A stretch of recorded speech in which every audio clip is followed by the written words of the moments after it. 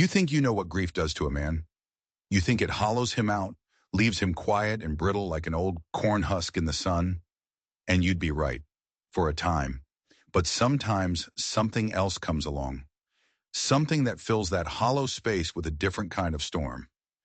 This is the story of Silas Hartley, a man who thought he'd buried everything that mattered, only to find out he was standing guard over a secret that could get him killed. A secret that would bring war right to his doorstep. It all started on a Tuesday, with a sky the color of a fresh bruise. Silas Hartley stood over the grave, the wind pulling at his dusty coat. The wooden cross was old, weathered gray by years of sun and silence. But the name was still there, carved deep. Miriam Hartley, his wife. Gone 5 years. He didn't bring flowers. Miriam hadn't cared for things that died so easy. He just stood there, a tall, lean ghost haunting his own land. The grief was a physical thing, a weight in his chest he'd carried for so long, he'd forgotten what it felt like to breathe easy. A year before Miriam passed, the war had taken their boy, Elijah. The letter came, folded neat and official. Silas read the first line, then folded it back up and put it on the mantelpiece. He never touched it again. It sat there, a sealed testament to the silence that had swallowed his life. The world had shrunk to the borders of his ranch.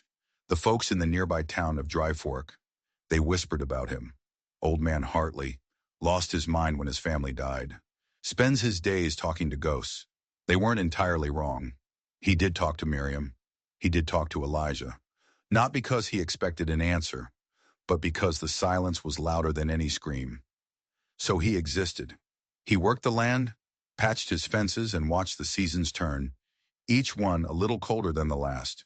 He was a man waiting for the end, with no particular hurry to get there. He was walking back to the house as the sun bled out over the hills. The house was like him, weathered, leaning a little, but still standing. He stepped onto the porch, the wood groaning a familiar complaint. Inside, the air was thick with memories and dust. The only picture he kept was of Elijah, proud and scared in his Union blue. Silas glanced at it, a daily ritual of pain he couldn't give up. He lit a single lantern, the small flame pushing back the shadows but not the quiet. He was nursing a cup of coffee so bitter it could strip paint when he heard it. A knock. It wasn't the wind. It wasn't a branch. It was a heavy, measured sound. Thump, thump, thump, like a heartbeat trying to wake a dead house. Silas froze, the coffee cup halfway to his lips. No one knocked on his door. Ever. Not in 5 years. Another knock. Firmer this time. A rhythm that spoke of patience, not anger. He rose slowly, his hand instinctively reaching for the rifle over the hearth. He felt the cold steel under his fingers, a comfort he understood. But he stopped. Whoever was out there wasn't kicking the door in. They were waiting.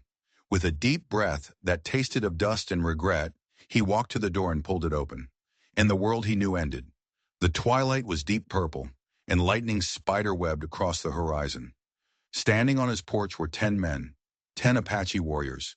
They were tall, broad, wrapped in worn blankets that did little to hide the muscle beneath. Their faces were carved from stone and shadow, their eyes holding the weight of the mountains themselves. Behind them, their horses stood silent and disciplined, steam rising from their flanks. The one in the lead, an older man with a long braid threaded with bone, stepped forward, his eyes deep and unreadable, locked onto Silas. He spoke in slow, careful English, his voice like rocks grinding together. "We ask for shelter," he said, "until the storm passes." Silas's mind went blank. The lantern light flickered, making the warriors seem to flicker too, like spirits born of the storm. His hand was trembling near his side. These were the men the folks in town told stories about. Nightmares to frighten children, savages, raiders. But they weren't threatening him. They weren't demanding. They were asking. The silence stretched, thick and heavy. The old chief didn't repeat himself. He just waited, his gaze unwavering. Silas looked past him, at the wall of black cloud rolling in. It was going to be a bad one. He knew the smell of a storm that could tear the roof off a barn. He let out a slow breath, a puff of white in the cooling air. Then he did something that would change everything. He stepped aside. "Leave the horses in the barn," he said. his voice rusty from disuse. "Hay and water are in there." The chief gave a single, slow nod, a gesture of immense gravity. The warriors moved past him into the house, silent as shadows, bringing the smell of rain and earth and wood smoke with them. His small home, a tomb for one, was suddenly filled with 10 giants. They shed their wet blankets and settled near the hearth, their movements economical and deliberate. There was no wasted motion, no nervous energy. They were like a force of nature that had decided to rest in his living room. Silas, moving on instinct, put more coffee on to boil. He didn't have much, but it felt like the right thing to do. He handed the first cup to the chief, who took it with a soft grunt of thanks. For an hour, the only sounds were the crackle of the fire and the howl of the wind outside. Then one of the younger warriors, a boy really, no older than Elijah had been, pointed to the photograph on the mantel. "Your son?" he asked in broken English. Silas just nodded. "Dead?" The boy pressed gently. Silas nodded again. "War." The boy looked down for a moment, then reached into a small pouch at his belt. He pulled out a small object and placed it on the table in front of Silas. It was a bird carved from dark, smooth stone, no bigger than his thumb. A perfect tiny hawk, its wings swept back as if in flight. The boy said nothing more. He just pushed it forward, a silent offering. Silas stared at it. A simple gift from a stranger, an enemy according to some. He picked it up. The stone was cool and heavy in his palm. He ran his thumb over the smooth lines, a strange feeling prickling the back of his neck. It was familiar. He shook his head, dismissing the thought. It was just a carving, a kind gesture. But as he looked from the stone hawk to the picture of his son, he couldn't shake the feeling that he'd seen it before. And that single impossible thought was the first crack in the dam of his grief. He didn't know it yet, but the storm outside was nothing compared to the one that had just walked through his door. The real reason these men were here had nothing to do with the rain. And the stone hawk in his hand? It wasn't a gift. It was a key. The night wore on, the storm raging outside like a cornered animal. Inside, an uneasy peace had settled. The warriors sat by the fire, some dozing, others simply watching the flames, their thoughts hidden behind stoic faces. Silas sat at his table, the stone hawk clutched in his hand. He kept turning it over and over, the smooth, cool weight of it, a puzzle he couldn't solve. Where had he seen this carving before? It felt like a dream he couldn't quite remember, a word on the tip of his tongue. He tried to place it, but his memory was a fog of grief. He glanced at the young warrior who had given it to him. The boy was staring into the fire, his face etched with a worry that went deeper than the storm. Then a sound cut through the quiet, a cough. It came from another warrior, a young man with a gaunt face and eyes that seemed too bright. It was a wet, racking cough that shook his whole body. He tried to muffle it with his hand, but when he pulled it away, Silas saw it, a smear of dark red, blood. No one else reacted, not the chief Taza, not the others. They remained still, as if this was something they expected, something they were powerless to stop. The sick warrior, whose name Silas would later learn was Nantan, simply wiped his hand on his leggings and returned to his silent vigil. But Silas couldn't ignore it. That cough, that flash of red, it was a ghost from his own past. He'd seen a sickness like that before, in the war camps. The doctors called it consumption, a wasting disease that ate a man from the inside out. It had taken friends of his, good men. But that wasn't right. Nantan wasn't thin and pale like a consumptive. He was strong, just sick, a sickness that seemed to come in waves. Silas felt an old, forgotten instinct stir within him, the instinct of a husband who had nursed his wife, of a father who had tended to his son's fevers. He got up, his joints protesting, and went to the stove. He didn't have much. Some dried herbs Miriam had collected, some willow bark for fevers. He brewed a bitter tea, the smell filling the small cabin. He carried a steaming mug to the sick young man. Nantan looked up, his eyes filled with suspicion and pain. Silas just held out the cup. "Willow bark," he grunted, "for the fever." Nantan hesitated, then took the cup, his fingers brushing against Silas's. He drank it slowly, his gaze never leaving the old man's face. When he was done, he handed the cup back and gave a slight, almost imperceptible nod. It wasn't just thanks, it was a flicker of trust. As dawn approached, the storm finally broke. The world outside was washed clean, the air smelling of wet earth and pine. The warriors began to stir. Taza, the chief, rose and came to stand beside Silas on the porch. They watched the sky lighten from gray to a soft, hopeful pink. "My name is Taza," the chief said, his voice low. "Silas Hartley," Silas replied. Taza looked out over the wet plains. "You are a good man, Silas Hartley. You show kindness to strangers." "You needed shelter," Silas said, shrugging it off. But Taza shook his head. "It is not the storm we run from." Silas turned to look at him, a cold knot forming in his stomach. "Then what?" Taza's gaze was heavy. "We are hunted by a man who wants what Nantan carries." He paused, letting the weight of his words settle. "He is not sick with disease. He is poisoned. A slow poison meant to weaken him until he gives up his secret." A poison. The word hung in the air, sinister and cold. This wasn't a random sickness. It was an attack. These men weren't just travelers caught in a storm. They were fugitives. And Silas, by opening his door, had just stepped into the middle of their war. "What does he carry?" Silas asked, his voice barely a whisper. Taza looked him straight in the eye.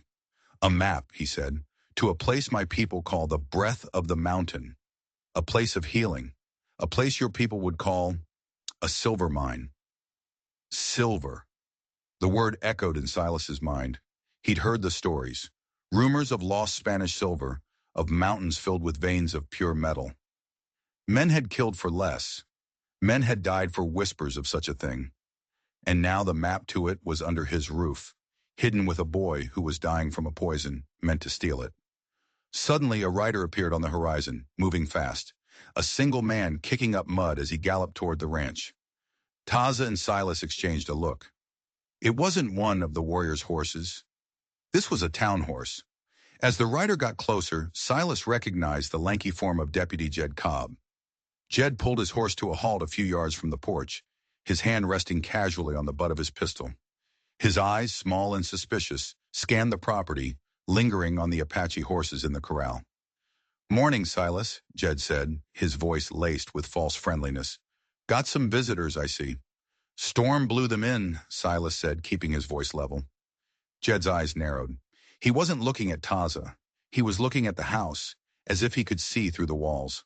"Funny," Jed said, spitting a stream of tobacco juice into the mud. "Heard a rumor you were sheltering some very specific visitors, men who might be connected to that trouble up near Prescott." "I don't listen to rumors, Jed," Silas said. Jed's gaze was sharp as a shard of glass. "Maybe you should. There's a bounty on a band of Apache who stole something from a prospecting company, something valuable." He leaned forward in his saddle, his voice dropping to a conspiratorial whisper. "Something worth a whole lot of money, Silas. And the man who's offering the reward, a Mr. Thorne, he's very determined to get his property back." Thorne, the name Taza had just spoken. It wasn't a coincidence. This wasn't a random deputy visit. Jed was here for them. He knew. But then Jed said something that made the blood freeze in Silas's veins. He gestured towards the house with his chin. Thorne described the boy leading them, and he described something else they're carrying, a unique carving, a little stone hawk. Jed's eyes locked with Silas's, a cruel smile playing on his lips. "You seen anything like that, old man?" The stone hawk, the one Silas had in his pocket right now, the one he thought was a simple gift. It wasn't just a key, it was proof. And Jed Cobb knew exactly what he was looking for. He wasn't here about a bounty. He was part of the hunt. The air on the porch grew thick and cold. Jed Cobb's words hung there, a direct threat veiled as a question. Silas could feel the weight of the stone hawk in his pocket, a heavy, damning secret. He could feel Taza's presence beside him, solid and unmoving as a mountain. He had to choose his next words carefully. A wrong move now, and this porch could turn into a battlefield. "Can't say that I have, Jed," Silas said, his voice a low, gravelly rumble. He met the deputy's gaze without flinching. Just some men trying to stay out of a bad storm. I expect they'll be on their way soon. Jed's smile tightened. He knew Silas was lying. Silas knew he knew. It was a silent battle of wills, fought in the space of a few heartbeats. The deputy looked from Silas to Taza, his eyes filled with a mixture of contempt and greed. He was calculating, weighing his options. He was alone, and there were 10 warriors in the house. Pushing it now would be foolish. All right, Silas, Jed said, pulling back on his reins. You play it how you want. But Mr. Thorne is a powerful man. He gets what he wants. He's staying at the saloon in Dry Fork, putting together a posse. He told me to tell folks that anyone who helps these fugitives is an enemy of progress. He spat again, this time closer to the porch steps. And in Dry Fork, we don't take kindly to enemies of progress. He turned his horse and galloped away, leaving a trail of mud and menace behind him. The threat was clear. This wasn't over. It was just beginning. Silas and Taza watched him go, the silence returning. But it was a different kind of silence now. It was the quiet before a fight. Thorne, Silas said, turning to Taza, this man who hunts you, why? Taza's face was grim. He led Silas back into the house, where the other warriors had gathered, their expressions tense. They had heard everything. Taza spoke in his own language, a series of low, urgent commands. 2 of the warriors immediately went to the windows, taking up positions as lookouts. Another checked his bow, his movements swift and practiced. The peace of the morning was gone, replaced by the sharp, metallic taste of imminent violence. Thorne is not a prospector, Taza explained, his English slow and deliberate. He is a thief of history. He doesn't want the silver. He wants the map itself. The stone Nantan carries is ancient. It is our story, our connection to the spirits of the mountain. To lose it is to lose our soul. He looked towards the back room where Nantan lay, his breathing shallow. The poison, it is Thorne's work. He captured Nantan weeks ago. He tried to force the boy to reveal the map's secrets. When Nantan refused, Thorne poisoned him and let him go, thinking the boy would lead him to us, and that we, in our desperation to find the cure, would lead him to the breath of the mountain.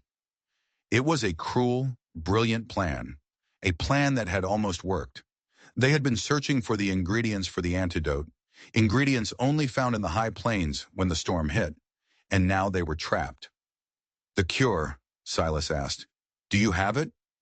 Taza shook his head, a flicker of despair in his deep-set eyes. We have most of what we need, but one root is missing, the serpent's bloom. It grows only in the crevices of the highest rocks near the old river bend. We were on our way there when Cobb found our trail. Silas knew the place.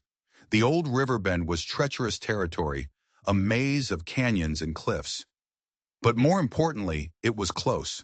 Too close. If they made a run for it now, Jed and his new posse would be on them in minutes. They were pinned down. He looked at the warriors, readying for a fight they couldn't win. They were outnumbered, outgunned, and their youngest was dying. Grief and loss had been Silas's companions for 5 long years, but now something else was taking root in that hollow space, a slow-burning anger. These men had come to him for shelter, and he had given it. Now their fight was his. But what could one old man and a handful of warriors do against a man with enough money to buy the law and raise a small army? The answer felt bleak. His eyes fell on the photograph of Elijah, his son, who had gone to fight in a war for what he believed in. A war he never came home from. A sudden, sharp memory pierced the fog of his grief. Elijah, just a boy, sitting at this very table, carving a piece of wood. He was always whittling, his hands never still. He'd carved dozens of little animals, birds mostly, especially hawks. Silas's heart hammered against his ribs. He walked to the mantelpiece, his movements stiff. The letter, the one he'd never opened, it had sat there for 4 years, a monument to his pain. His fingers trembled as he picked it up. The paper was dry and brittle. With a sense of dread, he broke the seal. He wasn't sure what he expected. Cold, official words, regrets from a distant captain. But that's not what it was. The handwriting was familiar, a messy scrawl he'd seen 100 times on letters home. It wasn't from the army. It was from Corporal Ben Carter, Elijah's best friend. Mr. Hartley, it began. I'm writing this in secret. The official report is a lie. Elijah didn't die in the skirmish at Miller's Creek. He was found dead 2 days later, miles from the battlefield.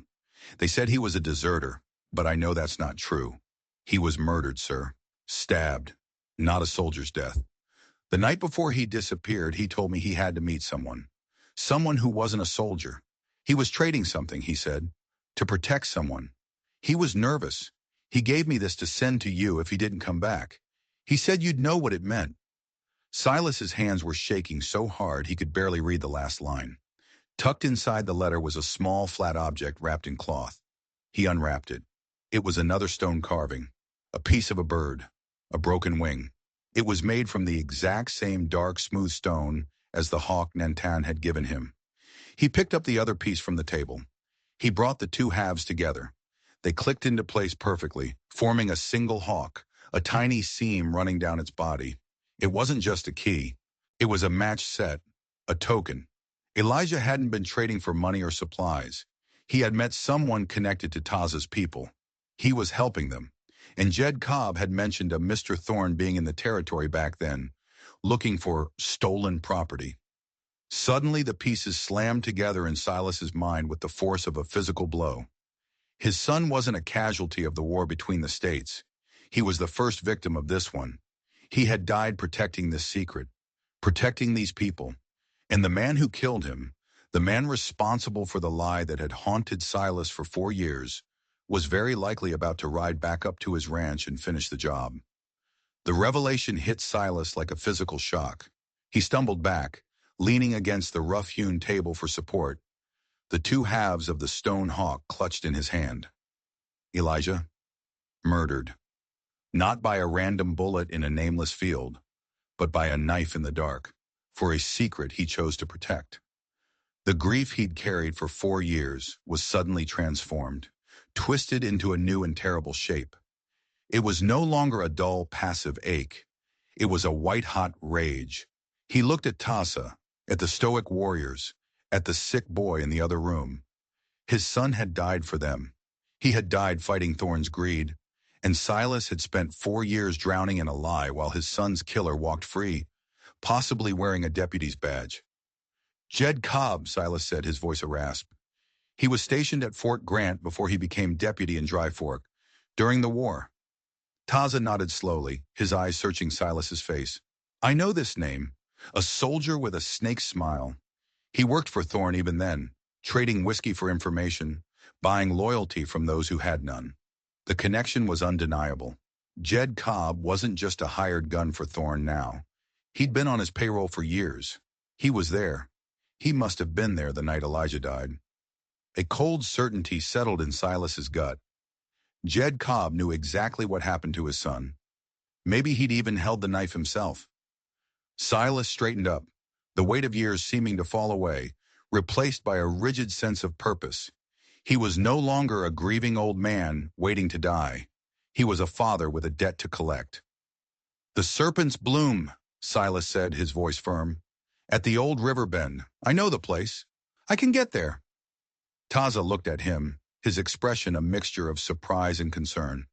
The posse will be watching the main pass. It is too dangerous. They'll be watching for a group of warriors, Silas countered, not for one old rancher checking his fence lines. I know these hills better than I know my own face. I can get through. It was a reckless plan, born of fury and a desperate need for action. But it was the only plan they had. Nantan was fading. Without the antidote, he wouldn't last another day. And if Nantan died, the secret of the map died with him, and Elijah's sacrifice would be for nothing. A quiet respect dawned in Taza's eyes. He saw the change in Silas, the fire that had been lit behind the old man's weary gaze. He gave a single sharp nod. Go, he said. We will prepare the house. We will hold them off until you return.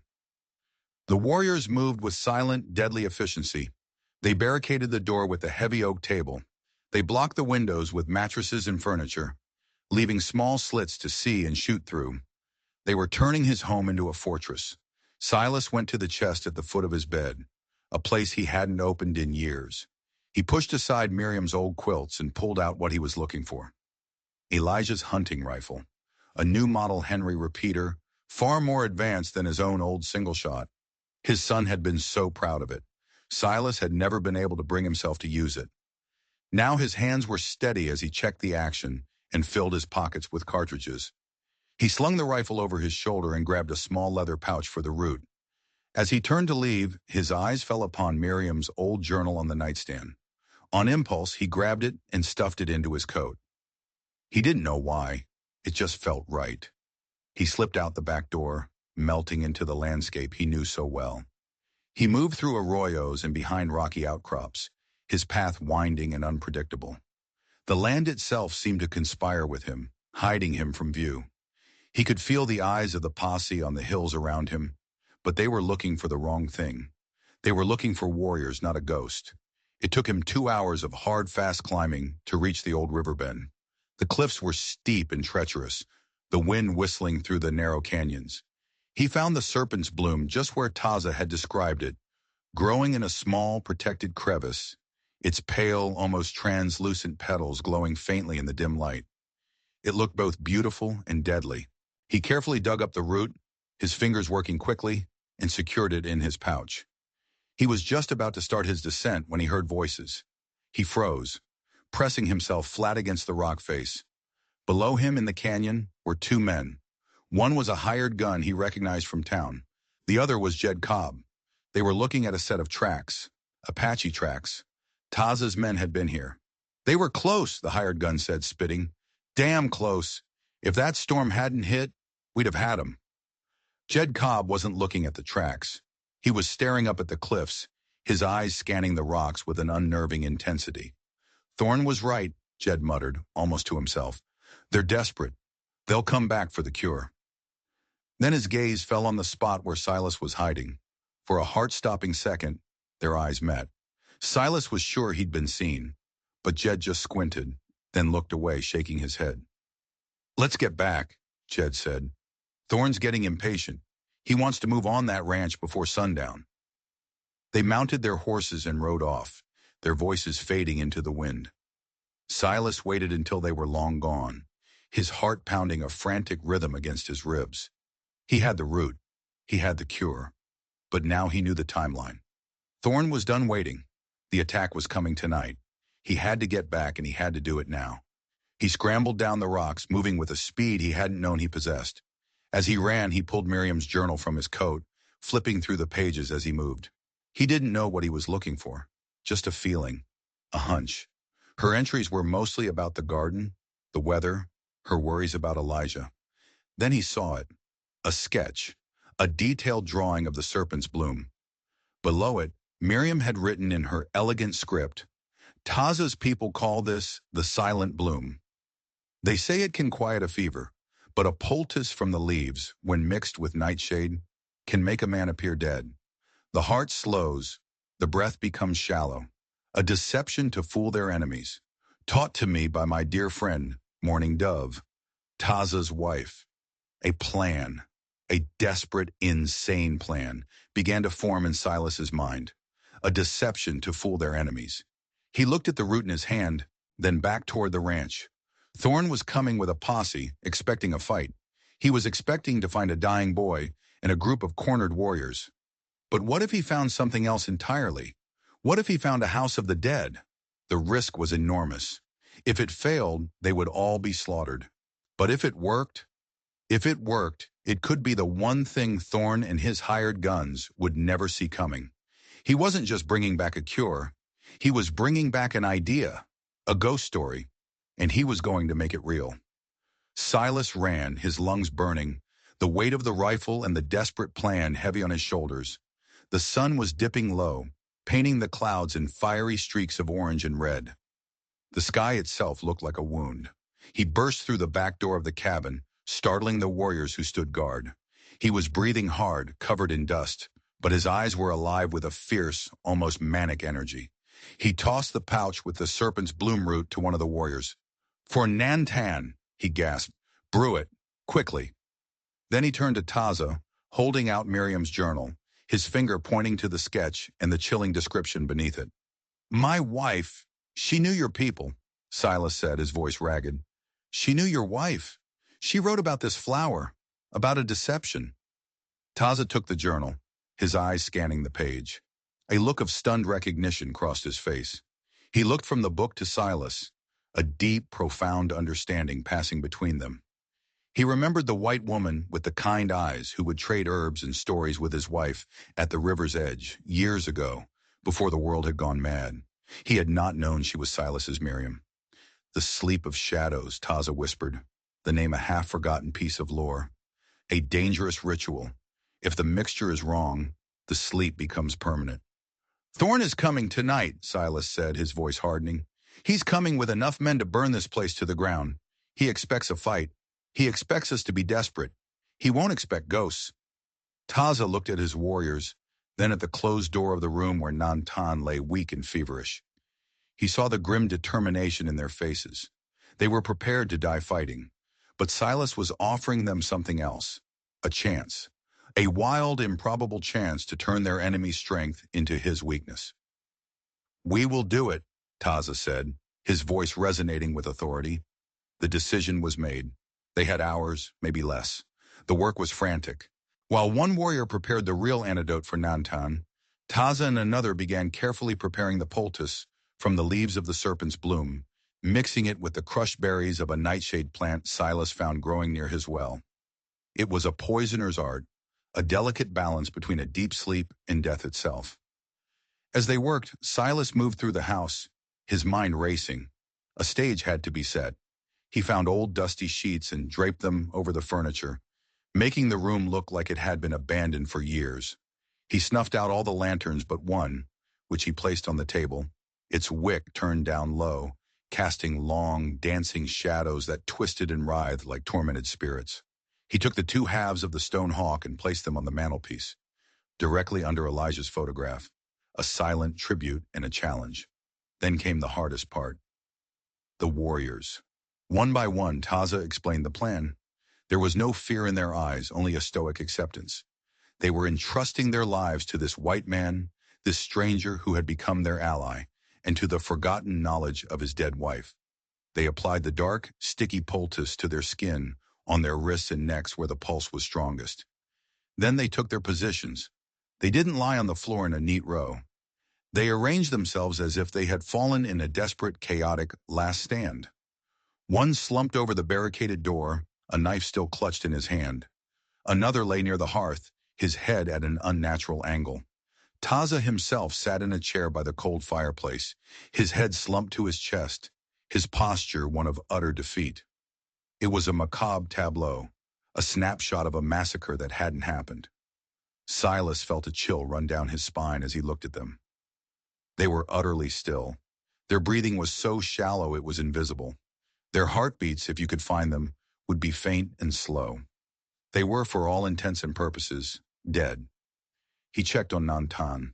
The boy had drunk the real antidote and had fallen into a deep, healing sleep in the root cellar, hidden from sight.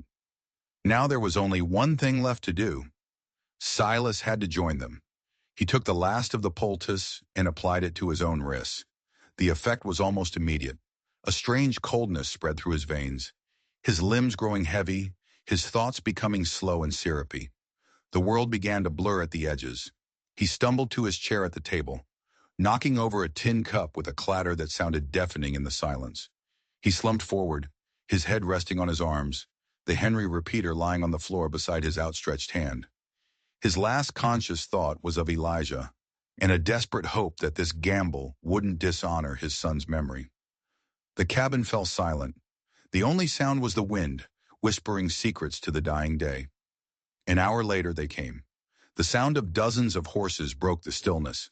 Torches flared to life on the ridge, a ring of fire closing in on the lonely ranch. A man's voice, cold and commanding, cut through the night. It was a voice Silas had never heard before, but he knew it belonged to Thorn. "Hartley," the voice boomed, "you have something that belongs to me. Send out the boy and I'll let you live." Silence was the only reply. "Have it your way." Thorn's voice dripped with menace. "Burn it." But another voice stopped them. Jed Cobb's. "Wait, look." There's no smoke from the chimney. No lights, except one. There was a long pause. The posse was confused. They had come for a siege, a fight. This quiet, dark house was unnerving. Jed, you and 2 men go check it out, Thorne commanded. If it's a trap, we'll hear you scream. Silas, hovering in the twilight state between consciousness and oblivion, heard the creak of saddles, the crunch of boots on dirt. The front door rattled as someone tried the handle. It was barricaded. It's blocked, one of the men shouted. Kick it in, Jed ordered. The heavy sound of a boot slamming against wood echoed through the cabin. Once, twice. On the third kick, the barricade splintered, and the door flew open with a crash. Jed Cobb and 2 of his men stood silhouetted in the doorway, their guns drawn, their faces illuminated by the flickering torchlight from outside. They peered into the dim, silent room, and they saw the bodies. What in God's name? One of the men whispered, his voice trembling. Jed stepped cautiously into the room, his pistol leading the way. He saw the warrior slumped over the door, the others scattered around the room in the postures of violent death. He saw Taza, the proud chief, sitting like a broken doll in the corner. His eyes swept the room, taking in the scene of carnage. It looked like a fight had happened, but a strange one. There were no bullet holes, no signs of a struggle. It was just quiet, too quiet. His gaze fell on the table, and the old man slumped over it. Silas Hartley. He's dead too, Jed said, nudging Silas's shoulder with the barrel of his gun. Silas didn't move. Jed's eyes then flicked to the mantelpiece. He saw the photograph of the boy in the Union uniform. And underneath it, gleaming in the lantern light, he saw the 2 halves of the stone hawk, perfectly joined. A greedy, triumphant smile spread across his face. Forget the boy, Jed called out to Thorne. They're all dead. And the map, it's here. He reached for the stone hawk, his prize finally within his grasp. And that's when Silas Hartley woke up. The world swam back into focus for Silas in a rush of cold air and the smell of torch smoke. Jed Cobb's triumphant voice was the anchor that pulled him from the depths of the feigned death. He felt the cold steel of the gun barrel press against his shoulder again, harder this time. Jed was celebrating. He thought he'd won. It was the mistake Silas had been counting on. With a surge of adrenaline that cleared the last of the fog from his mind, Silas exploded into motion. In one fluid movement, he shoved his chair back, grabbing the Henry repeater from the floor as he rose. The move was so sudden, so unexpected from a man they all thought was a corpse, that Jed and his 2 men froze for a fatal half-second. It was all the time Silas needed. Crack. The repeater fired, the sound deafening in the small cabin. One of the hired guns crumpled to the floor, his eyes wide with shock. Before the second man could even raise his pistol, Taza moved. He rose from his chair like a phantom, a living shadow detaching itself from the gloom. The knife in his hand seemed to appear from nowhere, and the second hired gun went down with a choked gurgle, his pistol clattering on the floorboards. Jed Cobb stared, his face a mask of disbelief and terror. The dead were rising. The trap had been sprung. He tried to swing his pistol towards Silas, but Silas was faster. He worked the lever action of the repeater, and leveled the rifle at the deputy's chest. "It's over, Jed," Silas snarled, his voice raw.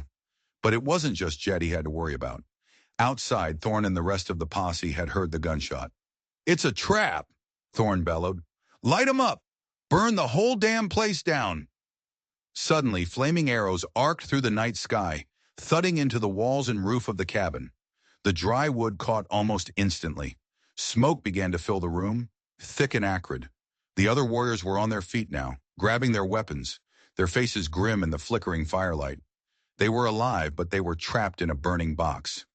"You killed my boy," Silas growled at Jed, the smoke stinging his eyes, the heat of the flames growing more intense by the second. "You were there. You killed him for this piece of rock." Jed's face was slick with sweat. Fear had replaced his greed. "It wasn't me," he stammered, backing away. "It was Thorne. He was the one who wanted the map. Your kid got in the way. He made a deal with the Apaches, tried to lead Thorne on a false trail. Thorne found out. He killed him." The confession was spat out in a desperate attempt to save his own skin. So it was Thorn, the man outside, the one trying to burn him alive, the man who had orchestrated everything. The anger in Silas burned hotter than the flames licking at the walls. "Get to the root cellar," Taza commanded, his voice cutting through the roar of the fire. "Nantan is there. It's the only way out." The floor of the root cellar was dirt. They could dig their way out, tunnel under the fire. It was their only chance. One by one, the warriors scrambled toward the trapdoor in the floor, covering their faces against the choking smoke. Silas kept his rifle trained on Jed. "You're not going anywhere," Silas said, but Jed was a cornered rat. With a desperate yell, he lunged, not at Silas but at the mantelpiece. He snatched the stone hawk, the map, and bolted for the back window, crashing through the glass in a shower of splinters and disappearing into the night. Silas fired, but the shot went wide. Jed was gone, and he had the map. "Silas, come!" Taza yelled, holding the trapdoor open. The roof was starting to groan, threatening to collapse. Reluctantly, Silas turned from the window and scrambled toward the cellar, Taza pulling the heavy door shut just as a flaming beam crashed down where they had been standing. They were plunged into darkness, the sounds of the fire muffled above them. They were alive, but they were buried, trapped beneath their own burning fortress, while the man who murdered his son was getting away with the very thing Elijah had died to protect. They could hear the posse outside, shouting and cheering as the roof of the cabin finally collapsed with a deafening roar. To Thorn and his men, the battle was over. They had won. They had the map, and everyone inside was dead, buried under a mountain of fire and ash. It was the perfect ending to their brutal story. But down in the dark, in the cool earth, Silas and the warriors were already digging. Nantan was awake, weak but alive, the antidote having done its work. Fueled by a desperate, vengeful fury, Silas clawed at the dirt wall with his bare hands. He was no longer just a rancher. He wasn't just an ally. He was a force of nature, an avenging father who had been buried and was about to rise from the grave. The fire above was nothing. The real fire was inside him now, and he knew one thing with absolute certainty. Thorn thought this was over, but Silas Hartley was just getting started. The earth was cool and damp. In the suffocating darkness of the root cellar, surrounded by the smell of soil and smoke, they dug. The muffled roar of the fire above was a constant reminder of how close they had come to being baked alive. They worked in shifts, using a broken shovel head and their bare, bleeding hands to claw a tunnel away from the inferno. Silas dug with a primal fury, each handful of dirt a blow against the man who had taken his son. The image of Jed Cobb vanishing with the stone hawk was burned into his mind. They had the map. They would be heading for the breadth of the mountain. Taza worked beside him, his movements economical and powerful, even in the cramped space. He knew the land above, but more importantly, he knew his enemy. "Thorn is arrogant," Taza whispered, his voice low in the darkness. "He believes we are dead. He will not be cautious. He will ride straight for the mountain pass, the fastest route." "How far?" Silas asked, his voice rough. "A day's ride. Maybe less if they push their horses." A day. They had lost their horses, their supplies, their weapons save for what they carried. They were on foot, exhausted, and a full day behind a well-armed, mounted posse. The odds were impossible, but impossible didn't matter anymore. All that mattered was justice. It took them 3 hours to dig their way to the surface, breaking through the ground into a small rocky ravine, 100 yards behind the smoldering ruins of the cabin. They emerged like specters from the underworld, covered in dirt and soot, blinking in the pale pre-dawn light. Silas's home was gone. All that remained was a blackened foundation and a single stone chimney, standing defiant against the morning sky like a tombstone. The smell of wet ash was everywhere. A profound sadness washed over Silas, but it was quickly replaced by a cold resolve. That house had been his prison of grief. Now it was just ash. He was free. Their first priority was Nantan. The boy was weak, but the antidote was working. His fever was down, and the color was returning to his face. He could walk, but he couldn't run. They needed horses and weapons. "The posse," Taza said, his eyes scanning the horizon. "They will have left guards at the main road to watch for survivors. But they will not expect us to go toward the town.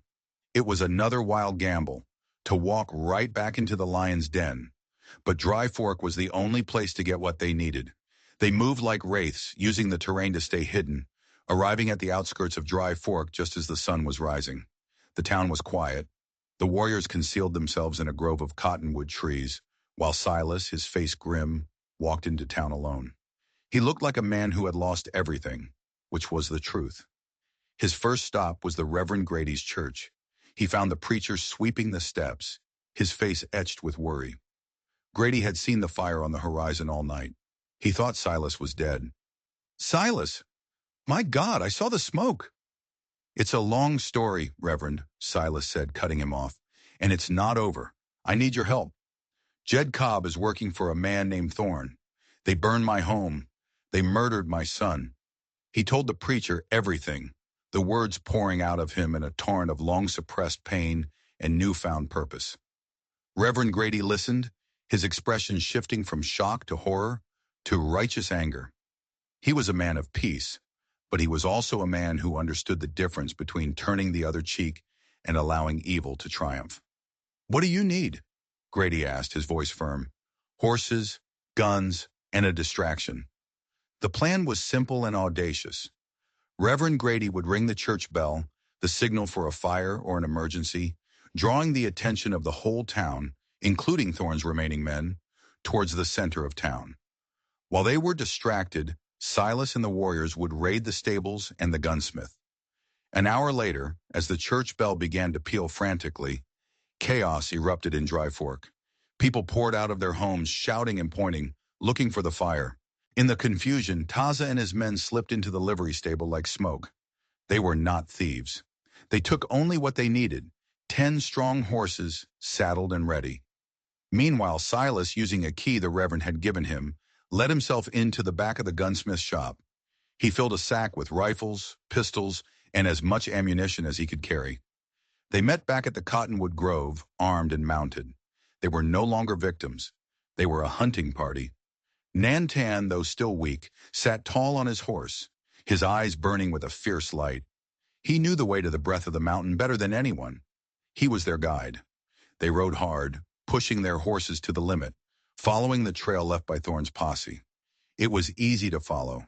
As Taza had predicted, Thorne was arrogant. He wasn't trying to hide his tracks. He believed he was chasing a ghost story. By late afternoon, Nantan pointed towards a narrow pass cutting through a series of jagged, tooth-like mountains. "The breath of the mountain," he said. "It is through there, a hidden valley." As they drew closer, they found a scene of carnage. 2 horses lay dead, their bodies riddled with arrows. A short distance away, one of Thorne's men lay face down in the dirt, an Apache arrow in his back. Silas looked at Taza, confused. "We didn't do this." "No," Taza said, a grim understanding dawning on his face. "This pass, it is guarded. By others. Clans who broke away, who do not trust my leadership. They are loyal only to the mountain." They weren't the only ones hunting Thorne. The mountain had its own protectors, and Thorne, in his ignorance, had just walked straight into their sacred territory. The hunt had just become a war on 2 fronts. They urged their horses forward into the pass. The trail was littered with more bodies, both hired guns and Apache warriors from the other clan. A brutal, running battle had taken place here. As twilight fell, they reached the entrance to the valley. The air grew still and cold. A strange, almost complete silence descended. In the center of the valley floor, they saw them. Thorne and what was left of his posse, maybe 6 men including Jed Cobb, were surrounded. A circle of grim-faced warriors, the Mountain Clan, had them pinned down behind a cluster of rocks. But Thorne held a trump card. He had his pistol pressed to Jed Cobb's head. "Tell them to back off!" Thorne screamed, his voice echoing in the silent valley. "Tell them I have the map. I will destroy it." The Mountain Clan warriors hesitated. They would not risk the destruction of their sacred artifact. It was a standoff. Silas and Taza watched from the shadows of the pass. They were outnumbered by the Mountain Clan, who would likely see them as enemies as well. But Silas didn't care about the clan. He didn't care about the silver. He only cared about the man holding the gun. He raised the Henry repeater, the stock settling into his shoulder like an old friend. He took a slow, steady breath. The distance was long. The light was failing. But the face of the man who had ordered his son's death was perfectly clear in his sights. He wasn't just aiming a rifle. He was aiming 4 years of pain, 4 years of silence, 4 years of a father's broken heart, and he was about to deliver his final message. The world narrowed to the front sight of his rifle. He squeezed the trigger. The shot was a single sharp crack that shattered the valley's silence. For a moment, everything froze. Then Thorne crumpled, a dark hole appearing in his shoulder. He staggered back, his pistol firing harmlessly into the sky as he dropped it. The standoff was broken. Chaos erupted. The Mountain Clan warriors surged forward with war cries, eager to finish the fight. Jed Cobb, freed from Thorne's grasp, scrambled away like the coward he was, trying to lose himself in the confusion. But Silas wasn't watching the battle. His eyes were locked on Jed. He worked the lever of the repeater and fired again. The shot kicked up dirt right at Jed's feet, stopping him cold. Silas strode out from the shadows of the pass, Tassa and his warriors fanning out behind him, a third force entering the fray. The Mountain Clan warriors paused, their attention now split between Thorne's men and the newcomers. An old warrior, clearly the leader of the Mountain Clan, stepped forward, his face a mask of suspicion. "Tassa," he said, his voice like grinding stones, "you bring outsiders to this sacred place." "This outsider," Tassa said, gesturing to Silas, "has earned his place here. His fight is with that one." He pointed towards Jed Cobb, who was now trembling, trapped between the two Apache forces. Silas walked slowly, deliberately, towards Jed, the Henry repeater held loosely at his side. He stopped 10 feet away. The sounds of the brief, brutal fight between the Mountain Clan and Thorne's last men faded into the background. All that existed was this small patch of ground, and the two men standing on it. "My son," Silas said, his voice dangerously quiet. "His name was Elijah. You remember him?" Jed's face went pale. I don't know what you're talking about." "You were there," Silas continued, taking another step forward. "Thorne may have given the order, but you were there. I want to hear you say it." Fear and desperation warred in Jed's eyes. He looked for an escape, but there was none. He was surrounded by a jury of silent, unforgiving warriors. "He was a traitor," Jed spat, his fear turning to bitter resentment. "He was helping them. He chose them over his own kind. He deserved what he got." The confession, ugly and raw, hung in the cold mountain air. Silas felt a strange calm settle over him. The rage was gone, burned away, leaving behind only a great, aching sadness. "He made a choice," Silas said softly. "He chose to protect people who needed it. He chose to stand for something. All you ever chose was greed." Silas raised the rifle.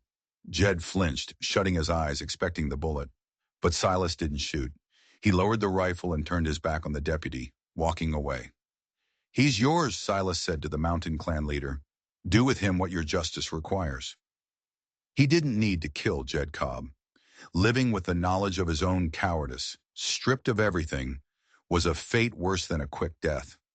Silas walked over to where Thorne lay on the ground, clutching his wounded shoulder, his face twisted in pain and disbelief. The stone hawk lay in the dirt beside him. Silas picked it up, the two halves still joined together. He felt the smooth, cool weight of it in his hand, a link to his son, a symbol of a sacrifice that had, finally, been honored. The old leader of the Mountain Clan came to stand beside him. "The map is safe," he said, nodding toward the stone hawk. "You have done a great service to the people." "I did it for my son," Silas said simply. He held out the stone hawk. "This belongs to you." The leader looked at the hawk, then back at Silas. He gently pushed Silas's hand back. "No," the old man said. "It was entrusted to your family once before. Let it remain with you, a reminder of the bond between us, a reminder that courage has no single color." The next morning, as the sun rose over the jagged peaks, casting a golden light into the sacred valley, Tassa and his people prepared to stay.